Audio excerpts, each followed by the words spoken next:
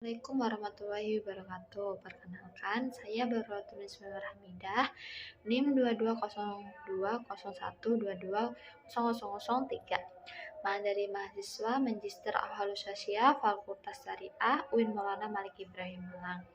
Baik, langsung saja. Saya di sini akan menjelaskan mengenai am dan has dari kitab karya Nas Hamid yang berjudul Mafhumun Nas.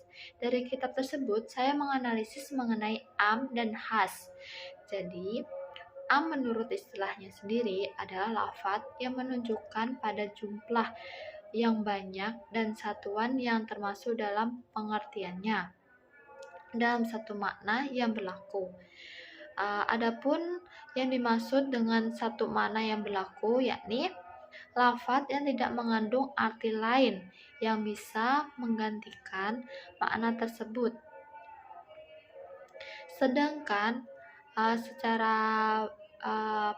secara bahasa, am adalah cakupan sesuatu baik lafaz atau selainnya yang mencakup semua makna yang terkait tanpa batas. Dalam hal ini, peralihan has ke am adalah peralihan semantis yang dapat terrealisir dengan menggunakan beberapa mekanisme bahasa, tetapi peralihan tersebut tidak menegasikan dan tidak bertabrakan dengan hubungan teks dengan realitas. Pada tataran teks Al-Quran, pemahaman terhadap turunnya menjadi penting untuk menangkap makna dan menyingkapkan signifikansi, tetapi makna dan signifikansi tidak terpaku pada batas-batas realitas. Justru, teks-teks tersebut dapat mengekspresikan realitas yang serupa dan karenanya selalu dapat dibaca ulang dan ditafsirkan kembali. Selanjutnya, pengertian khas menurut istilah adalah suatu lafaz yang menunjukkan arti tunggal yang menggunakan bentuk mufrad. Baik pengertian itu menunjukkan pada jenis, insan, atau langsung kepada orangnya, yakni misal rojul, cowok, atau mar'ah, cewek, atau bisa per orang ataupun isim jumlah. Sedangkan menurut bahasa adalah lawan dari am. Mana khusus ini dapat dipahami dari konteks struktur teks. Inilah yang disebut ulama fikih sebagai am, namun maksudnya khos. Yang membedakan am namun maksudnya khos dengan am yang ditahsiskan adalah perbedaan semantis yang pada dasarnya dapat ditentukan melalui beberapa sudut, yakni yang pertama adalah makna yang meliputi semua bagian yang tercangkup dalam pengertian kata tersebut. Sedangkan makna kata tipe kedua menyeluruh. Selanjutnya yang kedua, dari segi hukum pada tipe yang pertama hanya dapat diterapkan pada makna khusus dari kata, sedangkan hukum pada tipe kedua tidak sejalan dengan makna katanya sebab kata tersebut umum, namun hukumnya khusus. Yang ketiga, makna pada tipe pertama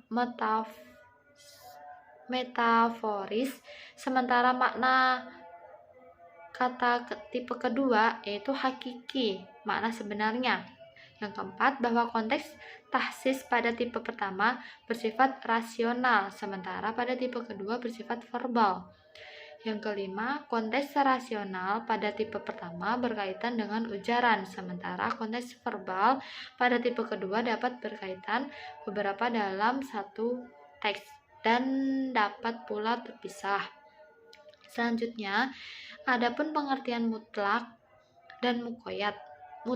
Dari mutlak itu sendiri adalah lafal-lafal yang menunjukkan kepada pengertian dengan tidak ada ikatan atau batasan yang tersendiri berupa perkataan. Sedangkan muqayyad adalah menunjukkan kepada hakikat sesuatu tetapi memperhatikan beberapa hal, baik jumlah, kualitas, atau sifat dan keadaannya. Dengan kata lain, hubungan antara bagian teks satu sama lain dari sudut pandang keumuman dan kekhususan, yaitu hubungan yang disebut oleh fikih dengan mutlak dan muqayyad. Jika sebagian teks memiliki makna umum, maka sebagian yang lain terkadang mentaksiskan makna umum tersebut.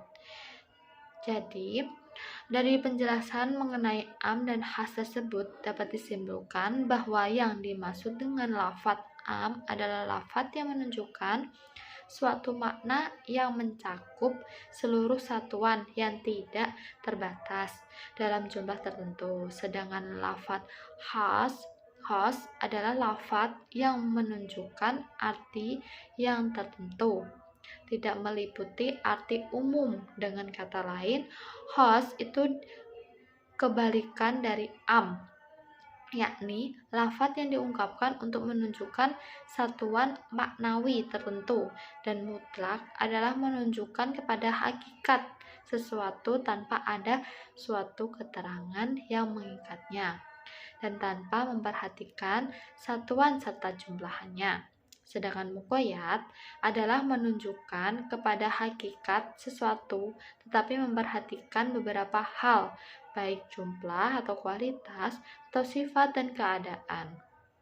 Baik, dari pengertian am dan khas setelah saya jelaskan, sekian penjelasan dari saya. Kurang lebihnya saya mohon maaf. Wassalamualaikum warahmatullahi wabarakatuh.